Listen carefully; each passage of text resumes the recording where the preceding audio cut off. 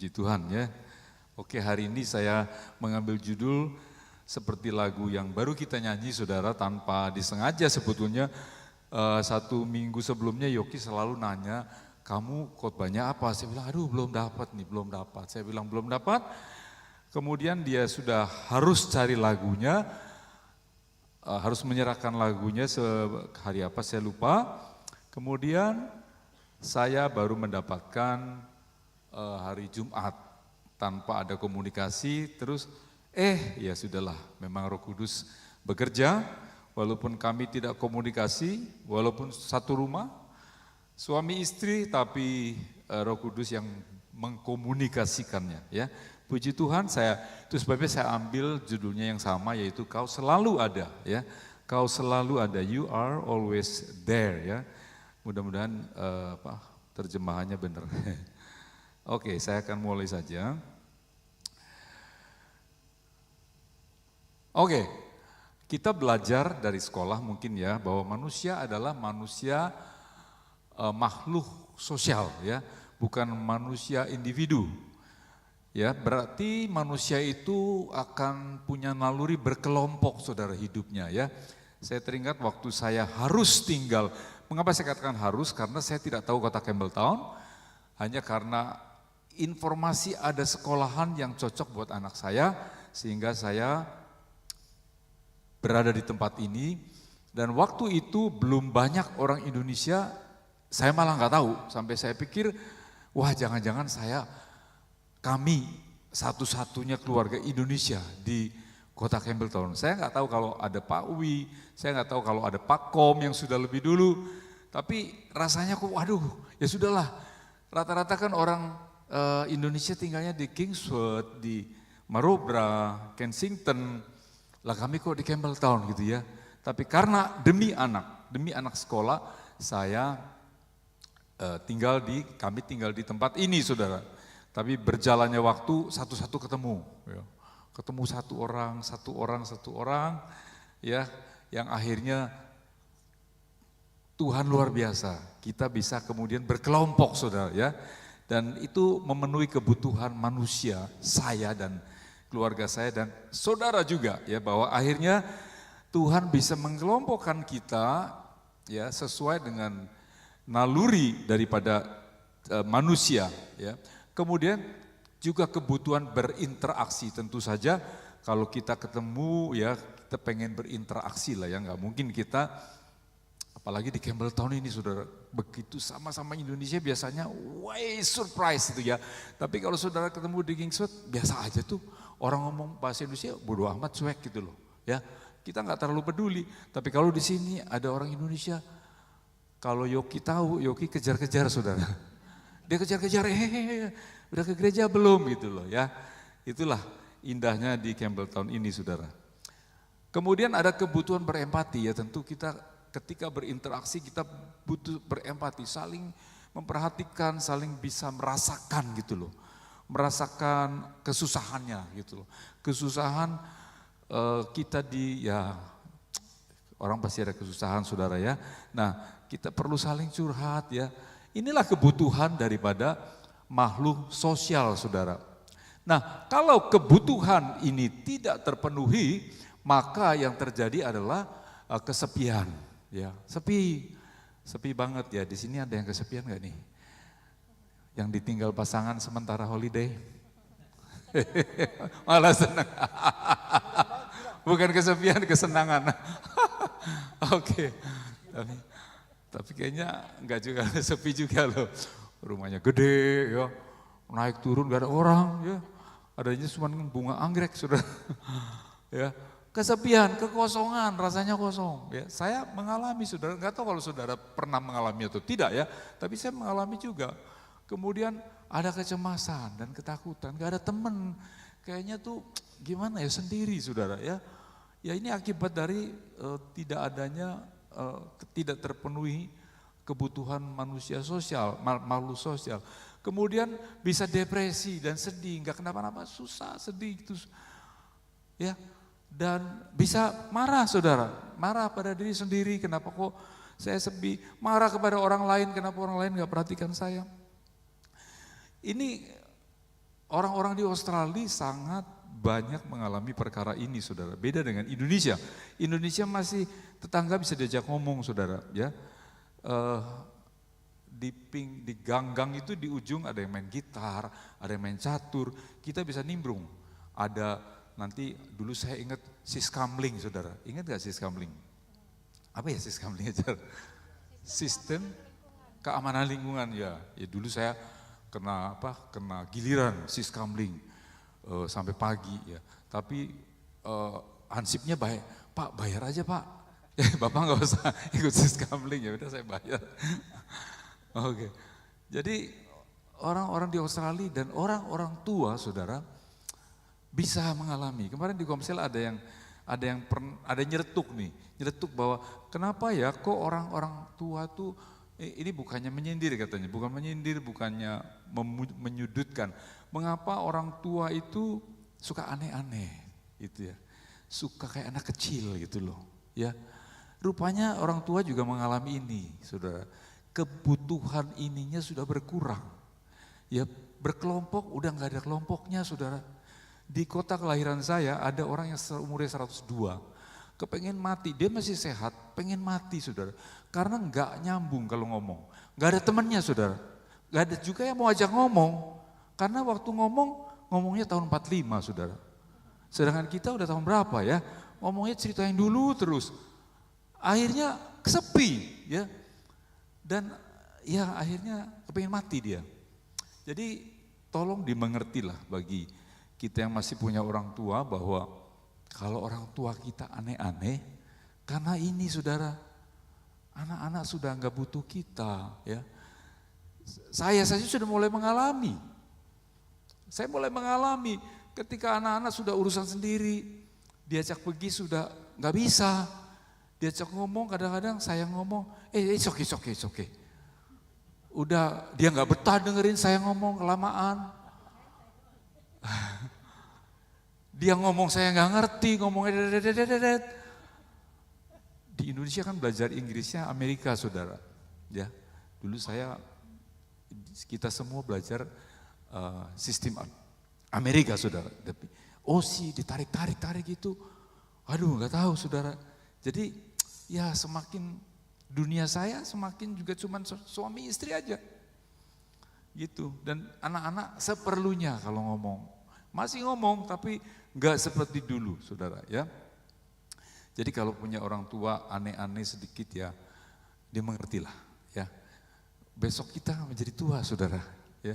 Besok kita jadi tua, besok kita juga bisa mengalami seperti ini ketika kebutuhan makhluk sosialnya itu tidak terpenuhi, ya. Sepi, susah, kosong, cemas, depresi. Oke. Nah, Tuhan tahu, Saudara, di Kejadian 2:18 mengatakan bahwa tidak baik kalau manusia itu seorang diri saja, ya. Aku akan menjadikan penolong baginya yang sepadan dengan dia. Ya. Yang lagi naksir-naksir jangan sikut-sikut ya. Tuh pendeta ngomong apa tuh? Pendeta ngomong apa tuh? Gak baik seorang diri saja. Oke. Tuhan tahu bahwa manusia yang diciptakan adalah manusia sosial, ya. Homo sosio bahasa Latinnya. Sehingga dia setelah menciptakan binatang-binatang dan disuruh Adam menamai semua binatang itu, Tuhan melihat bahwa tidak ada yang sepadan, tidak ada yang cocok dengan Adam, ya. Walaupun ada binatang, Adam masih kesepian, Saudara, ya. Walaupun sekarang psikolog mengatakan orang-orang tua yang sendiri perlu piara pet, kucing lah, anjing lah, ya. Tapi nggak sepadan, Saudara, ya. Kaki 4 nggak sepadan. Makanya banyak yang kemudian cari kaki 2, Saudara. Kalau kaki 2 baru sepadan. Tapi kalau udah tua cari kaki 2 susah ya. Susah, mau di mana? Mau di ada tuh platformnya ada nggak ya? Dicari kakek-kakek gitu ya. Cari nenek-nenek kayaknya jarang, Saudara. Ya, kayaknya udah lewat itu. Akhirnya ya binatanglah terpaksa. Oke, di sini penolong itu konotasinya bukan hanya, biasa kita lihat penolong selalu perempuan gitu ya. Oh berarti Adam penolongnya perempuan. Oke, betul itu. Tapi arti sebenarnya bukan mengartikan gender saudara, tetapi lebih ke arah general ya. Di sini penolong bahasa aslinya kan Eser. Eser itu penolong ya. Penolong yang sepadan. Nah kita ingat di 1 Samuel 7:12 ada Ebenezer. Ebenezer batu penolong, artinya penolong itu general. Tidak mengacu kepada gender sama sekali. Tapi tentu saja karena Tuhan mau dunia ini diisi dengan manusia, ya diciptakannya lah Hawa saudara. Kalau diciptakan Adam yang kedua, maka bumi hanya 2 orang. Ya, itu sebabnya kalau ada yang setuju pernikahan satu jenis itu tidak cocok dengan Alkitab, ya. Tidak cocok dengan perencanaan Tuhan. Karena Tuhan ingin bumi diisi oleh manusia, ya, beranak cuculah, ya. Itu perintah daripada Tuhan. Tapi kalau Tuhan menciptakan esernya lagi adalah Adam lagi, ya nggak terjadi saudara. Bumi ini cuma 2 orang ya. Oke. Ya Tuhan menciptakan manusia, tetapi sayangnya penyertaan atau Ezer, penolong yang sepadan itu yang adalah manusia, itu punya keterbatasan dan sangat-sangat terbatas saudara. Terbatas soal waktu ya. Saya teringat cerita Pak Fajar sama Lani waktu struggle sekali waktu anak masih kecil, oper-operan anak ya. Ya, ketemunya cuma di tol saudara. Jadi estafet. Satu bawa bayinya dari Campbelltown, kemudian yang dari sana, dari Sydney habis kerja, nih, gitu. Cuma begitu. Terus terang ceritanya ini membuat saya trauma. Aduh betapa beratnya hidup di Australia. Tapi anehnya nggak kapok, anaknya 4 saudara. Saya juga bingung gitu. Tapi susah, saya ngebayangin susah ya. Jadi waktunya itu terbatas ketemunya. Tapi terbatas anaknya 4, saya nggak tahu. Ini punya manajemen yang luar biasa. Kemudian faktor kemampuan ya. Kemampuan manusia pasangan terbatas saudara. Yoki sering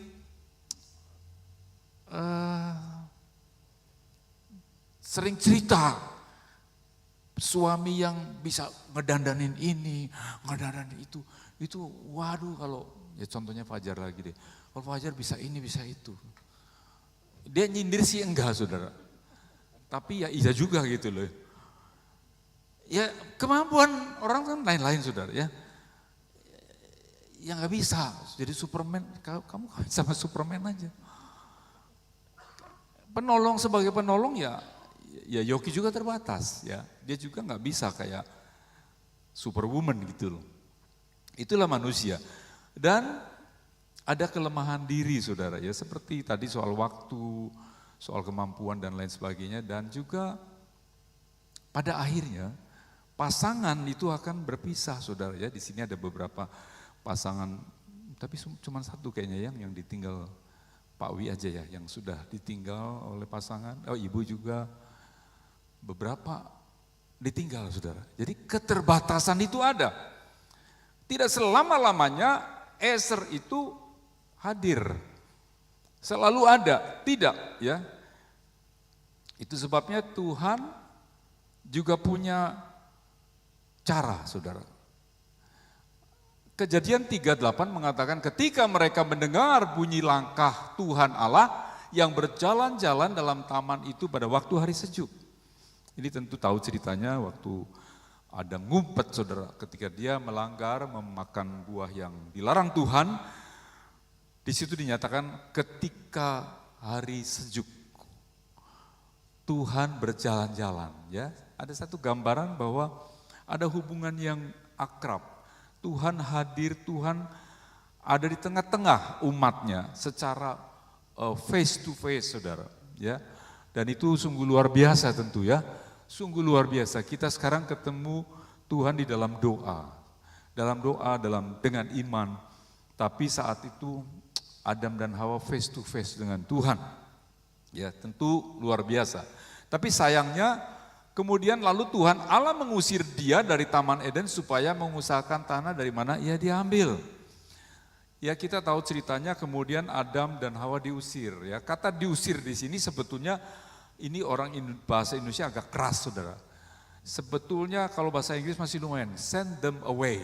Send them away itu mungkin, I don't know, send them away itu apa ya? Apa kira-kira ya? Apa kalau Indonesianya send them away? Apa mengusir juga ya? Yo, aja, sorry. Dipindahin, dia ditaruh tempat lain gitu ya, nggak kayak ngusir gitu loh, ya. Tapi orang masih berpikir Tuhan itu jahat ya. Tuhan itu sok kudus ya, sehingga begitu ada orang yang berdosa saja diusir ya. Nah, kita harus punya pengertian yang berbeda dengan hal seperti itu, saudara ya. Tuhan itu baik, Tuhan itu penuh kasih. Dia justru send them away mereka karena supaya mereka tidak mati. Sebab Allah Maha Kudus tidak bisa bercampur dengan dosa. Kalau Adam dan Hawa selalu di Eden, dia nggak sanggup, saudara. Dia nggak sanggup, Tuhan tahu nggak sanggup. Dan dia harus dipisahkan dari Tuhan. Dan sejak itu manusia terpisah dari Tuhan secara langsung. Tidak ada hubungan secara langsung. Ya, sejak manusia jatuh dalam dosa, ya. Tadinya bisa kongko, saudara, bisa ngobrol dengan Tuhan, ya. Kemudian tidak bisa lagi setelah manusia jatuh dalam dosa. Tapi Tuhan, kembali lagi Tuhan yang sangat baik, saudara. Dia tetap merindukan. Dia merindukan bagaimana bisa bercengkrama dengan umatnya, bisa berdialog, bisa saling bersama-sama dengan umatnya, saudara. Itu sebabnya Nabi Yesaya pernah menyatakan isi hati Tuhan bahwa di Matius ya, ketika malaikat Gabriel menyampaikan bahwa Maria akan mengandung dan melahirkan juru selamat, ya, dikutip bahwa hal itu supaya genap yang difirmankan oleh Tuhan oleh Nabi Yesaya.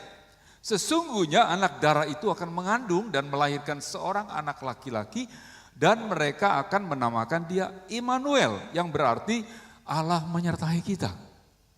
Wow, ini Tuhan itu, saya membayangkan betapa rindunya Tuhan kepada umatnya setelah kejadian Adam dan Hawa harus keluar dari hadapan Allah, harus away dari hadapan Allah. Tuhan itu selalu merindukan, selalu membayangkan kapan bisa terjadi lagi satu hal yang indah dengan umatnya, saudara. Itu sebabnya Yesaya mengatakan bahwa nanti pada waktunya, ya, kalau dihitung waktu 600 tahun bedanya, saudara, sejak masa Yesaya dengan kelahiran Yesus. 600 tahun kemudian akan ada seorang bayi yang menyatakan bahwa Allah menyertai dalam arti seperti zaman di Firdaus dulu, bisa sama-sama, bisa begitu dekat, bisa bercengkrama. Dan pada akhirnya kita tahu ternyata Yesus yang adalah Tuhan sendiri, dia begitu hadir di tengah-tengah manusia, dia begitu bisa kembali seperti Allah Bapa kepada umatnya di Taman Eden, saudara. Ya, janji penyertaan Tuhan akhirnya digenapi, saudara. Lalu yang berikutnya saudara, ketika Yesus akan pulang ke sorga, ketika dia akan diangkat, ya terjadi pengangkatan, Yesus sebelumnya mengatakan, aku akan minta kepada Bapa dan ia akan memberikan kepadamu seorang penolong yang lain, supaya ia menyertai kamu selama-lamanya. Wah, luar biasa saudara. Ketika Yesus lahir dinyatakan bahwa Allah menyertai. Yesus yang adalah Allah menyertai manusia. Tetapi karena keterbatasan kemanusiaannya Yesus, maka dia hanya bisa di sekitar orang-orang yang dekat dengan Yesus. Ya, belum seluruh dunia. Dan ketika keterbatasan Yesus sebagai manusia, dia harus pulang kepada Bapanya, maka ini luar biasa saudara. Supaya ia menyertai kamu selama-lamanya, yaitu roh kebenaran. Dunia tidak dapat menerima dia sebab dunia tidak melihat dia dan tidak mengenal dia. Tetapi kamu mengenal dia sebab ia menyertai kamu dan akan diam di dalam kamu. Wow, luar biasa saudara. Akhirnya kembali lagi penyertaan Tuhan di saat yang Adam dan Hawa berdosa. Sekian lamanya kembali lagi Tuhan bisa bersama-sama, bahkan dia tinggal di dalam saudara dan saya. Waduh, luar biasa. Mungkin ada sebagian kita yang kayak biasa aja ya jadi Kristen ya. Biasa aja kok. Yang katanya Roh Kudus berdiam di kita, kayaknya gak berasa. Karena saudara tidak merasakan. Karena saudara tidak menghadirkan dia.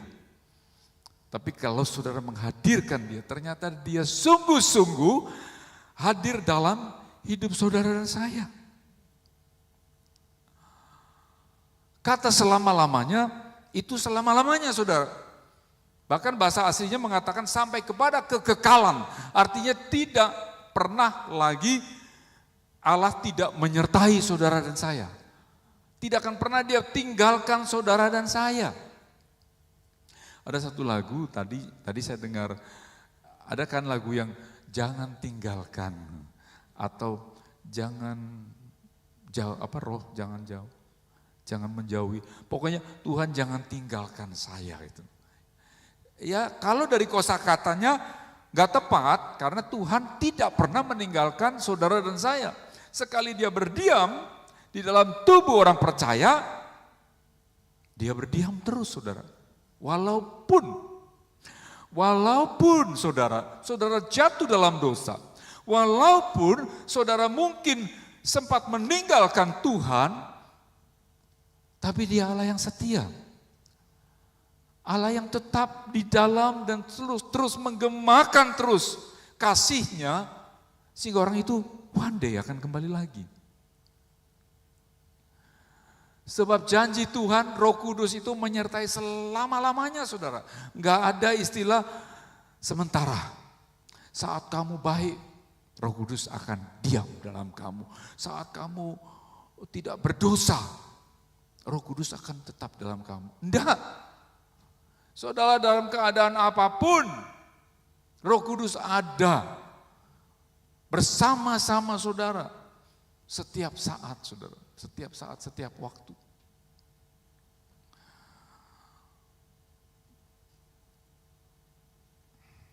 Itulah bersyukurnya saudara, kita menjadi anak Tuhan. Bersyukur banget. Ya kadang-kadang saya lihat jadi Kristen itu kayaknya, aduh apalagi kalau dipaksa pasangannya, aduh dipaksa, ya udahlah ke gereja lah daripada putus gitu loh. Kayaknya gimana ya, kayak tidak ada nilai, gak ada value. Tetapi kalau saudara menyadari bahwa ketika kita sungguh-sungguh percaya kepada Yesus, maka Allah yang maha besar, pencipta langit dan bumi itu tinggal di dalam saudara dan saya. Betapa bernilainya saudara. Saudara yang tadinya tidak ada nilai saudara. Secara jujur ketika manusia jatuh dalam dosa, nilainya hanya nilai apa ya? Ya kalau orang itu kebetulan terkenal, orang itu penghasilannya gede, ya nilainya sebesar itulah. Tapi di dalam Tuhan, walaupun saudara tidak mempunyai apa-apa, tapi saudara punya nilai yang besar. Sebab Tuhan yang maha besar ada di dalam hidup saudara. Jadi seharusnya kita terus berbangga, bersyukur, mengagumi Tuhan. Bukan karena sudah kalau Kristen ya biasalah harus ke gereja ya ke gereja. Harus ini ya ini. Bukan saudara. Bukan cuman sekedar-sekedar. Saya percaya kalau saudara menyadari sungguh-sungguh siapa saudara di dalam Tuhan, saudara akan bisa lebih lagi cinta sama Tuhan. Lebih lagi cinta pekerjaan Tuhan. Tadi saya ngobrol dengan salah satu di bawah ya, ada yang biasalah komplain tentang ini tentang itu gitu loh, tentang ya kadang-kadang adalah keterlambatan apa ya. Saya bilang, iya saya hanya minta mereka semua, kita semua menyadari cintanya Yesus yang sangat besar. Sebab ketika kita menyadari cinta Yesus, ketika kita menyadari cinta Yesus di kayu salib, saudara, dengan apa kita bisa membalas? Pasti kita akan melakukan yang terbaik. Yesus pernah mengatakan bahwa kerajaannya bukan diperintah dengan tangan besi, saudara. Tidak usah. Pelayanan juga tidak perlu tangan besi. Saya pernah menyebutkan di Jakarta ada pelayanan yang sangat strict, disiplin. Saya kok kurang cocok, saudara. Saya lebih suka mengajarkan cinta kepada jemaat. Sebab kalau cinta itu dia dapat, saudara. Aduh, orang bilang, kalau sudah cinta, saudara, apa saja kita akan kasih, saudara. Kalau sudah cinta, kita nurut tuh sama yang kita cintai, saudara. Dan saya harap saudara bisa merenungkan cintanya Yesus yang sangat besar. Sangat besar, saudara. Dia bahkan mau mati buat saudara dan saya. Dan kalau saudara menyadari itu, apa yang kita kerjakan belum apa-apanya, saudara. Belum apa-apanya. Kalau saudara bisa bangun pagi untuk satu pekerjaan yang bisa dinilai hanya dengan sekian dolar, yang mati tidak dibawa, tetapi pekerjaan Tuhan, atau kita berdoa, baca firman, yang mungkin tidak bisa dinilai dengan dolar, saudara. Tetapi nilai kekekalan kita besar sekali. Saudara mati, tidak dibawa uang saudara, tabungan saudara, apapun gak dibawa, saudara. Tapi harta di sorga kita menanti kita. Dan itu kekal sifatnya. Selama-lamanya, saudara. Saudara akan menikmatinya.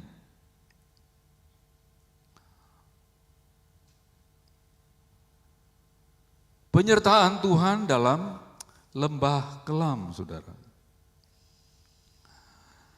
Satu quote yang ya tentu kita tahu sebab ada lagunya juga. Tuhan tidak pernah berjanji tidak ada badai. Tetapi dia berjanji ada di perahu saudara dan saya. Ya.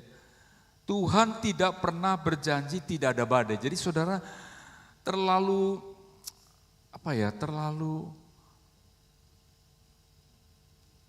terlalu berpikir sederhana kalau saudara menuntut Tuhan bahwa kenapa saya sudah ini, sudah itu, sudah melakukan segala-galanya kok saya masih punya badai. Terlalu apa ya sih, kalau saya bilang naif saya sendiri nggak tahu arti sebenarnya naif. Apa sih naif? Naif apa ya? Naif. Gak tahu, saya lupa. Tapi kayak terlalu, apa sih bahasa yang tepat ya? Mau ngomong terlalu bodoh ya jangan lah ya, nanti tersinggung.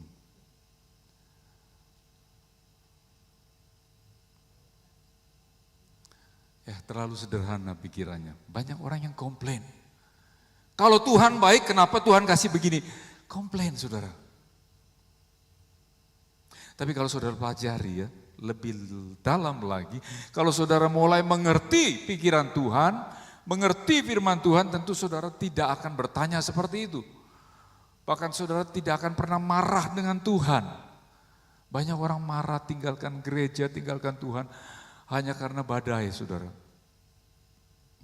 Saudara pelajari lebih dalam, nanti tahu mengapa kita nggak perlu marah sama badai.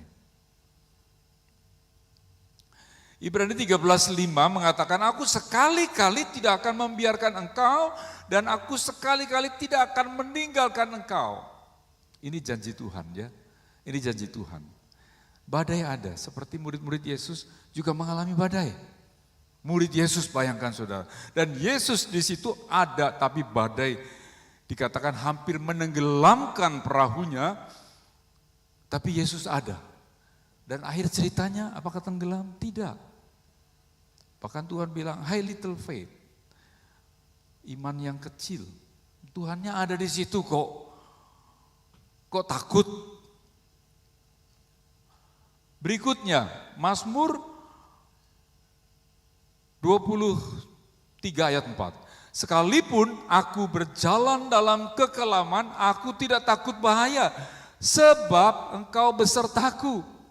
Saudara tahu cerita Daud yang begitu banyak sekali badainya saudara? Badainya gak kurang-kurang dia. Orang yang diurapi Tuhan, dipilih Tuhan sedari muda, sedari kecil sudah diurapi saudara. Disertai Tuhan. Tapi dia mengalami banyak badai.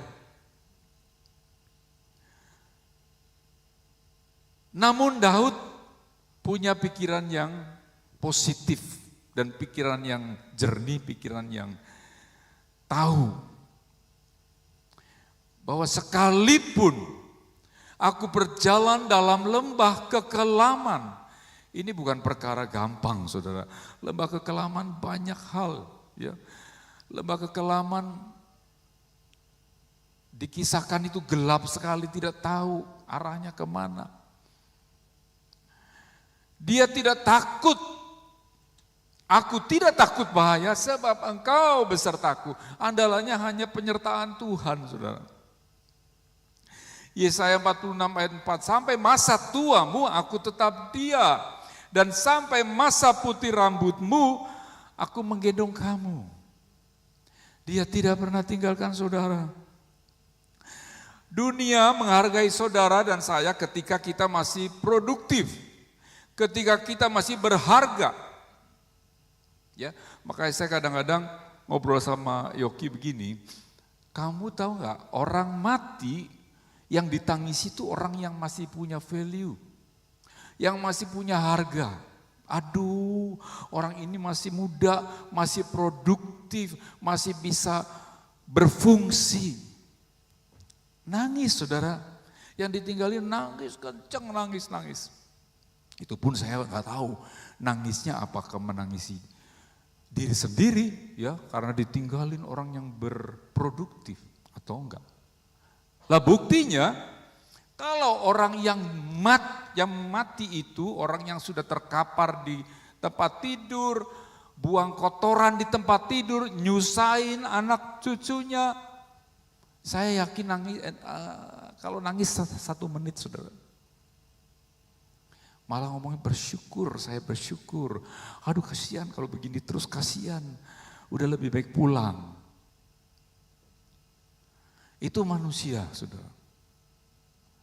Manusia. Tapi Tuhan mengatakan sampai putih rambutmu, aku menggendong kamu. Tuhan tidak pernah kehilangan value kita saudara. Bahkan kalau saudara sering ke funeral, di situ sering dikutip ayat berharga orang yang mati di dalam Tuhan. Orang yang sudah mati, yang sudah tidak ada artinya apa-apa lagi. Gak bisa apa-apa kan, orang sudah mati. Tapi Tuhan katakan berharga di mata Tuhan. Itulah Tuhan kita, ya. Beda dengan manusia. Oke, ini yang terakhir saudara. Yang terakhir. Roma 8:31. Jika Allah di pihak kita, siapakah yang akan melawan kita? Ya, gambarannya bagus ya saudara. Ya, ini if God is for us, who can be against us, ya? Musuhnya tunduk saudara. Musuhnya tunduk. Saya tidak tahu apa yang menjadi badai saudara. Saya tidak tahu apa yang menjadi masalah saudara. Tapi yang terpenting adalah ketika penyertaan Allah, ketika Allah di pihak kita, siapa lawan kita? Penyakitkah? Masalah keuangankah? Masalah masa depankah? Masalah keluargakah? Asal Allah di pihak kita, siapa yang bisa mengalahkan kita? Tidak ada saudara. Dan Allah berjanji, Dia akan selalu ada bersama saudara dan saya.